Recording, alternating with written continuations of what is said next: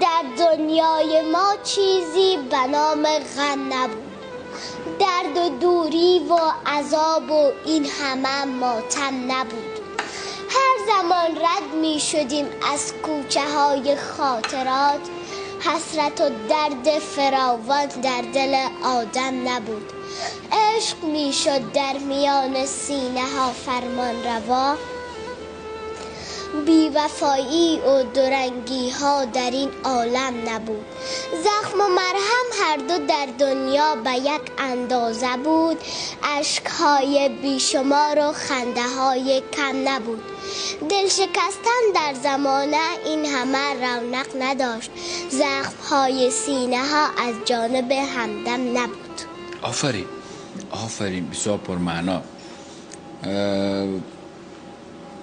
دگلمه های همیشگی مروت از یکی